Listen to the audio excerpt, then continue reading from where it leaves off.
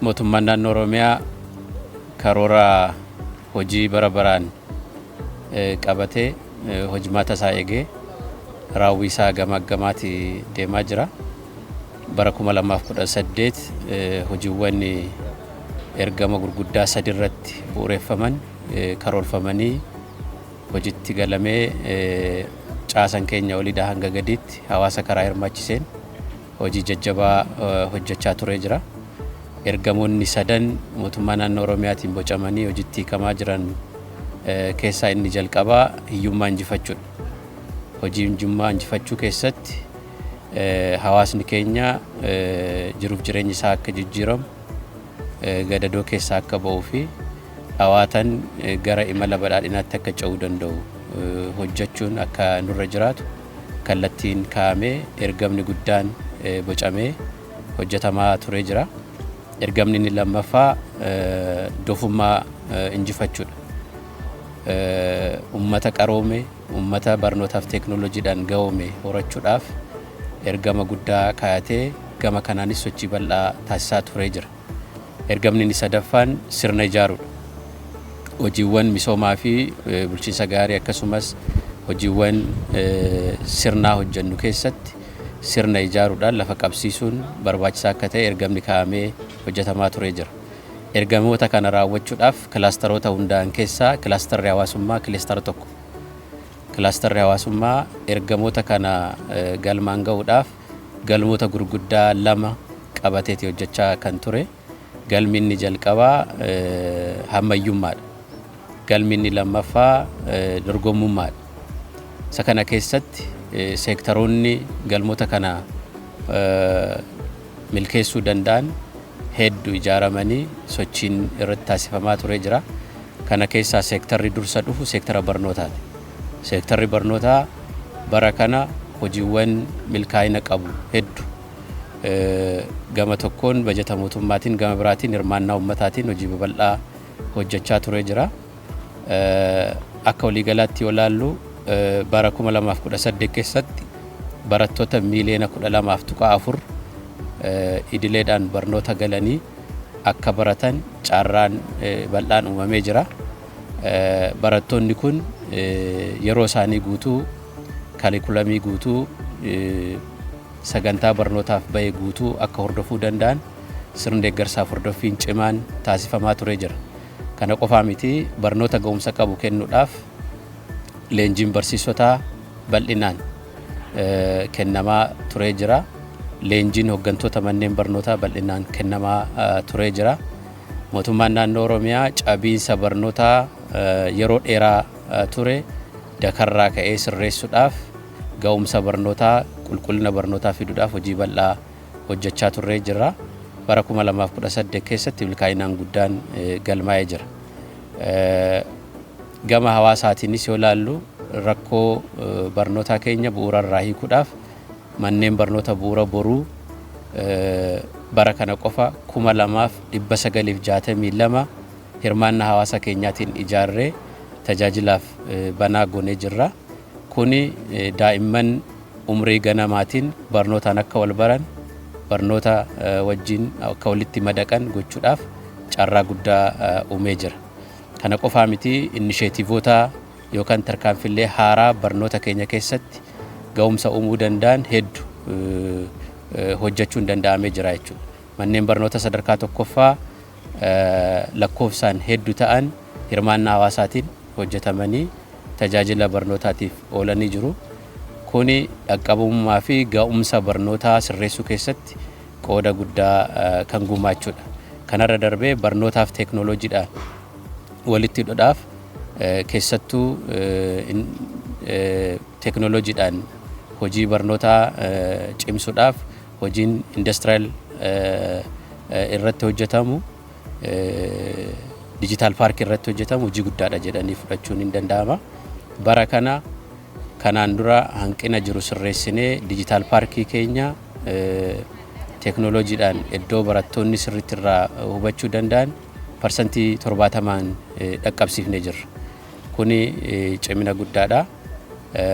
Teeknooloojii garaagaraa, kompiitarri, neetworkiin adda addaa barattoonni yeroo boqonnaa isaanii akkasumas yeroo barnootaaf riifaransii barbaadan gara diijitaal paarkii kana deemanii barnoota isaanii akka deeggaruu danda'an hojiin bal'aan hojjetamee jira. Kanarra darbee hamilee fi ga'umsa barsiisota keenyaa dabaluun leenjii kennuun akka eegametti ta'ee manneen jireenyaa barsiisotaa 30,000tti siqu ijaaruu dandeenyee jirra. Gama kanaan hojiin gama barnootaatiin hojjetamaa jiru daree dabalataa ijaaruudhaan hojii hojjetamaa jiru barnoota keenya irratti karaa hiikoo qabuun jijjiirama fiduu eegalee jira jechuudha. Kuni galma mootummaa naannoo Oromiyaa dorgomummaadhaaf kaawwate sana milkeessuu keessatti gahee olaanaa qaba jedhanii fudhachuun ni danda'ama. Gama fayyaatiinis ilaallu keessattuu hawaasa fayya qabeessa fayya buleessa ta'e oomishaaf oomishtummaa isaa dabaluu danda'uu fi ergama hiyyummaa hir'isuu keessatti qooda guddaa qabu qabaachuudhaaf hojiin guddaan hojjetamaa turee jira. Bara 2018 daa'imman umrii ganamaa tirraa jalqabee dubartoota irratti daa'imman irratti hojii hojjetamaa jiruun hawaasni baay'een tajaajila fayyaa argatee jira. Tajaajila fayyaa kanaan dhaqqabamaa si'ataa gochuudhaaf hojiin bal'aan hojjetamaa turee jira. Milkaa'inni guddaanis argamee jira. Kana qofaa miti hawaasni keenya inisheetiivoota garaagaraa keessatti qooda fudhatee ofii isaatiifis akka hirmaatu gochuudhaan hojiin hojjetamaa turee jira. Keessattuu kellaa fayyaa hawaasaa dhaloota lammaffaa ijaaruudhaan hawaasni akka irraa tajaajilamu gochuudhaaf hojiin hojjetame milkaa'ina guddaa kan qabudha. Kana qofaa miti manneen hawaasaa qorichaa manneen qoricha hawaasaa dhaqqabummaa qorichaa mijeessuudhaaf godinaalee fi magaalotatti akkasumas aanaaleetti karaa gadi bu'uu danda'uun ijaarree hojii qabatamaatti galchuu dandeenye jirra. Kuni kan karoorfanne ol yeroo ammaatitti manneen qoricha hawaasaa 750 geessuu dandeenye jirra. Bal'ina isaa yeroo yerootti dabalaa milkaa'ina galmeessaa kan jiru ta'uu isaa agarsiistuu guddaadha jedhanii fudhachuun hin danda'ama jechuudha. Gara biraatiin hawaasni keenya tajaajila inshuraansii fayyaa akka argatu baay'inaan miseensa inshuraansii fayyaa akka ta'uu danda'u gochuudhaaf hojii hojjetameen hawaasni miiliyoona 32 ta'u tajaajila inshuraansii fayyaa argachuudhaaf miseensa ta'ee buusiisaa buusee akkasumas waloodhaan humna walootiin tajaajilli inshuraansii fayyaa warra harka qalleeyyiitiif bitamee tajaajilaaf oolaa jira.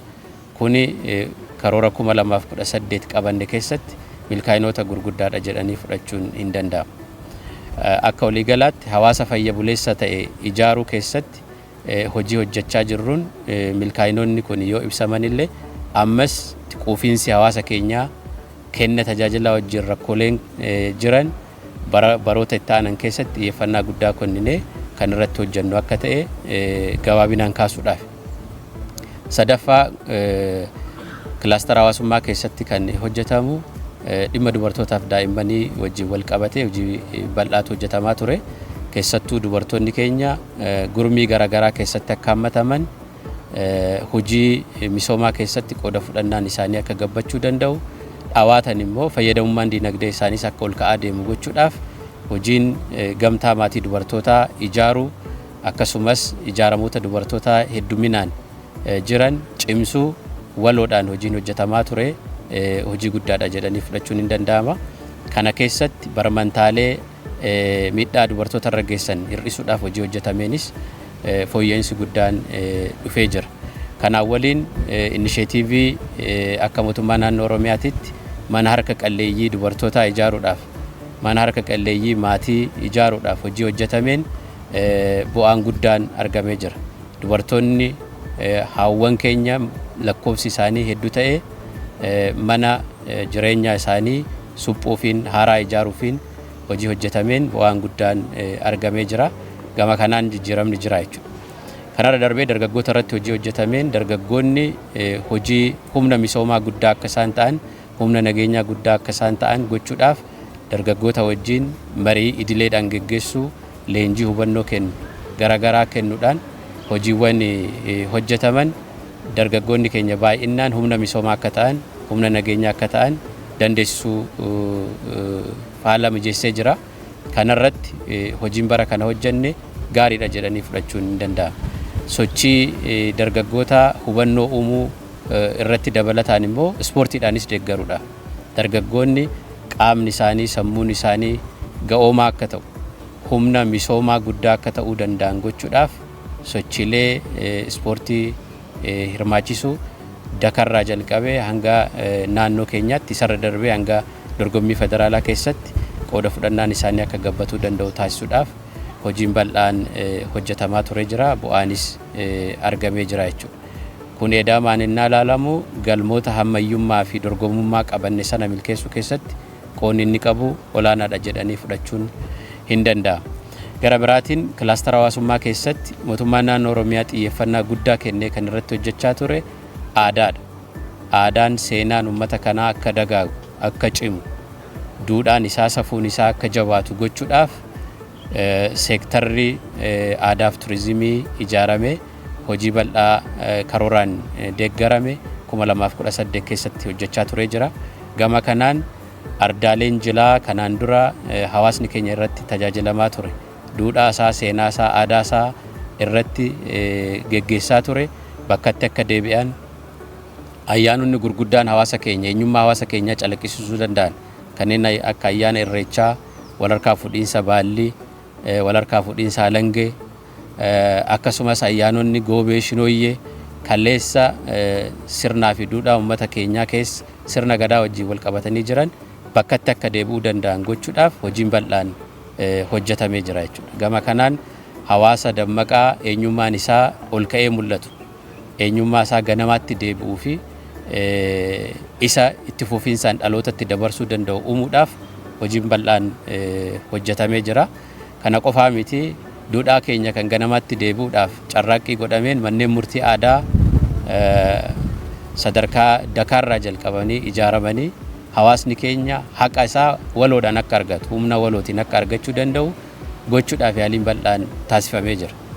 Keessattuu manneen murtii aadaa kun duudhaa fi aadaa kaleessa hawaasni keenya qaburra dhaabbatanii kan ijaaraman waan ta'eef wal dhabbee hawaasa keenya biratti uumamaa jiru qe'ee isaatti hiikachuudhaaf, duudhaa fi sirna isaatiin hiikachuudhaaf carraa guddaa uumanii jiru.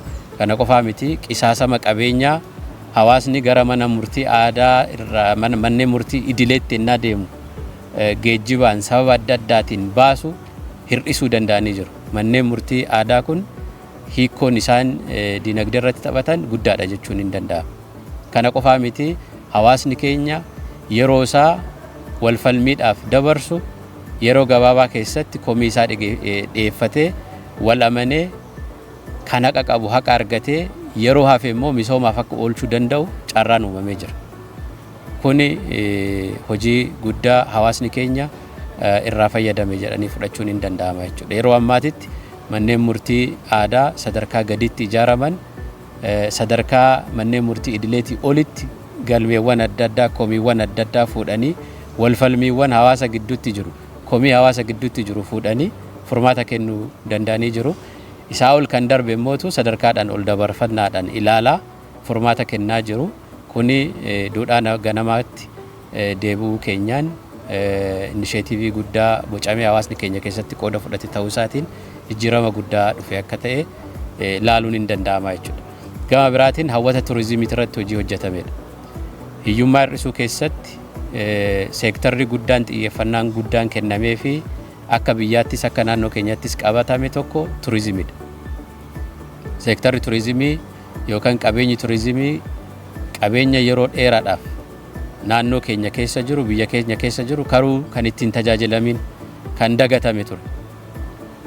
Isa kana xiyyeeffannaa mootummaan jijjiiramaa kenneen qabeenyi turizimii calaqqisee akka ba'uu danda'u, akka hubannoon irratti uumamuu danda'u, isarra darbee akka misoomuu danda'u gochuudhaaf tattaaffii godhameen naannoo Oromiyaa keessatti hawwataaleen turizimii kanaan dura hin beekamne baay'een isaanii ba'anii turistootaaf akka oolan achirraa galiin akka argamuu fi dinagdee utubuu akka danda'u gochuuf yaaliin godhamee jira jechuudha. Kana qofaa miti fuula gaarii naannoo keenyaa biyya keenyaa ijaaruu keessattis gahee isaan irraa eegamu akka taphatan gochuudhaaf carraan banamee jira. Inisheetiivii kabajamoo muummee ministeeraa keenya Looreet Nagayaa Addunyaa bara kana kaayaniin aanaalee hundarratti hawwata turizimii yookaan bakka turizimii tokko misoomsuudhaaf hojii hojjetameen hojiin milkaa'ina qabu hedduu hojjechuu danda'amee jira. Aanaa hundarratti hawwata turizimii tokko misoomsuudhaaf carraaqqiin bal'aan taasifamee jira. Aanaa gadis bakki gandarratti jalqabamee fi gandoonnis muuxannoo kana fudhachuudhaan mootummaan naannoo Oromiyaa kallattii kennerraa ka'ee turizimii misoomsuudhaaf hojiin hojjechaa jiran akka jiru ilaaluun hin danda'ama jechuudha.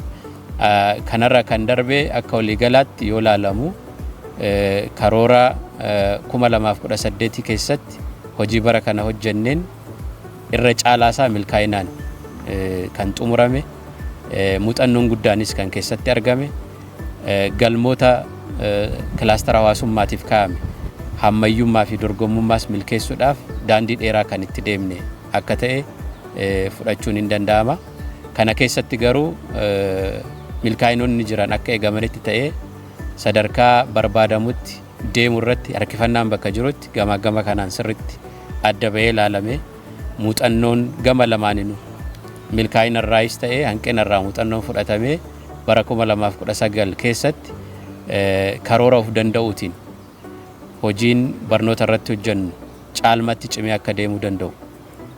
Keessattuu hojiileen jalqaba kaase sun edaamni isaanii firii barattootaa bu'aa barattootaa dabaluudhaaf kan kaayyeffatan waan ta'eef bara baraan rakkoo cabiinsa barnootaa keenya hiikuu akka dandeenyu, hawaasa keenya fayya buleessa goonee dinagdee keessatti qooda akka inni fudhatuu fi hiyyummaa hir'isuu keessatti akka inni gahee isaa bahu gochuu, hawaasa keenya bal'aa dargaggoota dubartoota ijaarree sadarkaa imala badhaadhinaa sana milkeessuu dandeenyu sochoosuu akka dandeenyutti gama kanarraa muuxannoo fi hanqinaalee jiran fudhannee kan itti deemnu akka ta'e kaasuudhumaaf.